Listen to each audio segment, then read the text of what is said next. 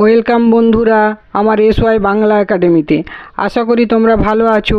আজ একটি নতুন আলোচনা নিয়ে হাজির হয়েছি। ভিডিওটি সম্পূর্ণ দেখার এবং সাবস্ক্রাইব করে পাশে থাকার অনুরোধ রইল। কমেন্ট অবশ্যই করো। তাহলে চলো শুরু করি।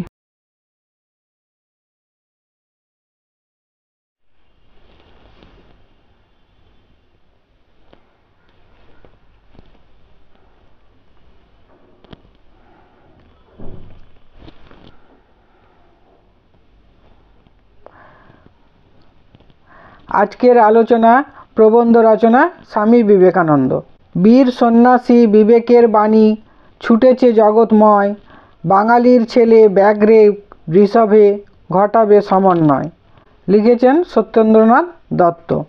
ভূমিকা: ঊনবিংশ শতাব্দীর দ্বিতীয়ার্ধে যে কয়জন অসামান্য ব্যক্তি পুরুষ আমাদের জীবনদীপ জ্বালিয়ে নবজাগরণের মহোৎসব করেন, ক্ষণজন্মা মহাপুরুষ স্বামী বিবেকানন্দ তাদের মধ্যে অন্যতম।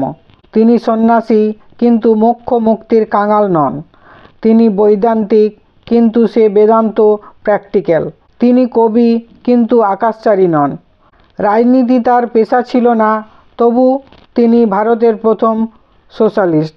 ভারতাত্মার মূর্ত প্রতীক ছিলেন তিনি। পরের পয়েন্ট: জন্ম ও পরিচয়। স্বামী বিবেকানন্দ উত্তর কলকাতার সিমলা অঞ্চলের বিখ্যাত দত্ত পরিবারে 1863 খ্রিস্টাব্দের 12ই জানুয়ারি জন্মগ্রহণ করেছিলেন। শৈশবে তার ডাক নাম ছিল বিলে, আর ভালো নাম ছিল নরেন্দ্রনাথ। তার পিতা বিশ্বনাথ দত্ত ছিলেন কলকাতার হাইকোর্টের বিখ্যাত আইনজ্ঞ, আর মা ভুবনেশ্বরী দেবী ছিলেন অত্যন্ত ধর্মপরায়ণা রমণী।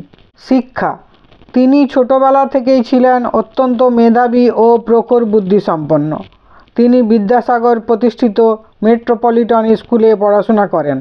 প্রবেশিকা পরীক্ষায় প্রথম স্থান লাভ করেন।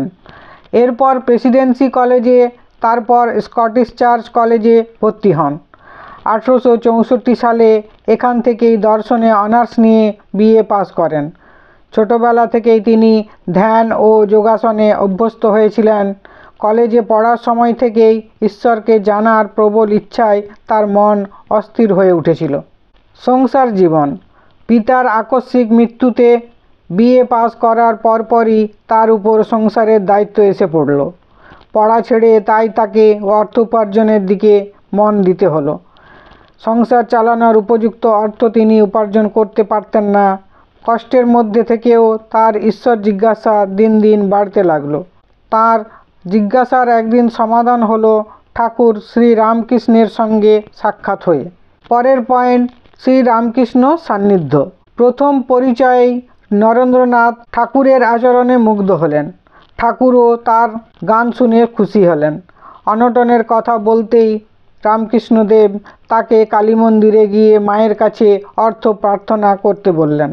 কিন্তু নরেন সেখানে গিয়ে প্রার্থনা করলেন শ্রদ্ধা, ভক্তি আর জ্ঞান। এরপর তিনি মনের সকল সংশয় ও সন্দেহ ঠাকুরের স্পর্শে দূর করতে সক্ষম হলেন। তিনি পুরোপুরি পরমহংসদেবের শিষ্যত্ব গ্রহণ করলেন। পরের পয়েন্ট: সন্ন্যাস জীবন গ্রহণ। 1886 সালে শ্রী রামকৃষ্ণদেব দেহত্যাগ করলে তাঁর প্রকৃত সন্ন্যাস জীবন শুরু হলো। তিনি স্বামী বিবেকানন্দ রূপে গোটা ভারত পরিভ্রমণ করলেন। মানুষের অশিক্ষা, দারিদ্র্য ও শ্রেণী বৈষম্য দেখে তিনি ব্যথিত হয়ে তা থেকে মুক্তির জন্য দেশবাসীকে পথ দেখালেন। সেবা ধর্মের মাহাত্ম্য প্রচার করতে লাগলেন। তিনি অদ্বৈতবাদকে স্পষ্ট করতে গিয়ে বলেছিলেন যে চেতন অচেতন, স্থূল সূক্ষ্ম সবই এক, আর আলো, তাপ ও তড়িৎ এক শক্তিরই রূপান্তর। তার শাশ্বত বাণী হল, জীবে প্রেম করে যেই জন, সেই জন সেবিচ্ছে ঈশ্বর। ধর্মকে নিয়েই তার জীবনবাণী, অথচ ধর্মের কোনো সংকীর্ণতা, কুসংস্কার বা আনুষ্ঠানিকতা তার প্রচারিত বক্তব্যে নেই। কৃষ্ণ, মোহাম্মদ, খ্রিস্ট, বুদ্ধ, চৈতন্য, কবির সকলের প্রতি ছিল তার সমান শ্রদ্ধা। নেক্সট পয়েন্ট: বিদেশে ধর্মপ্রচার। 1893 সালে আমেরিকার শিকাগো শহরে বিশ্ব ধর্ম সম্মেলন হয়।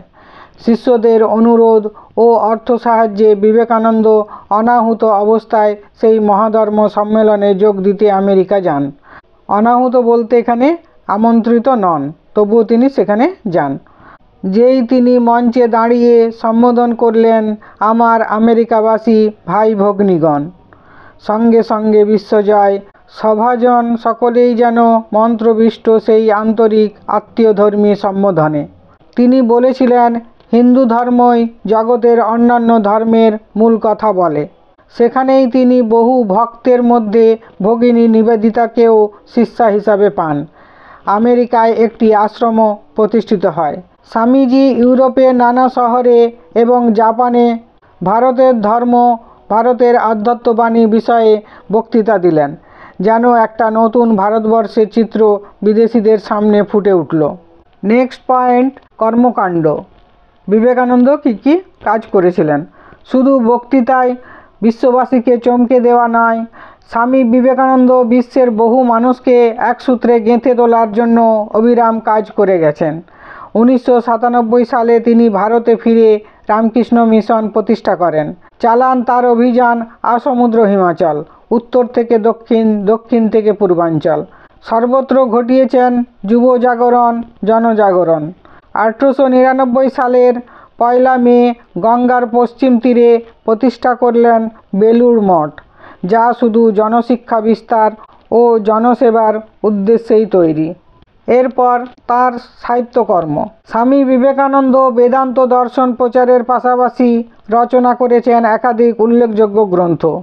তার অধিকাংশ রচনা ইংরেজিতে হলেও বাংলায়ও তিনি কিছু গ্রন্থ রচনা করেছিলেন। তার রচনার মধ্যে রাজযোগ, ভক্তিযোগ, কর্মযোগ, প্রাচ্য পাশ্চাত্য, পরিব্রাজক, বর্তমান ভারত ইত্যাদি উল্লেখযোগ্য। তার লেখা একটি কবিতা সংকলন হল বীরবাণী।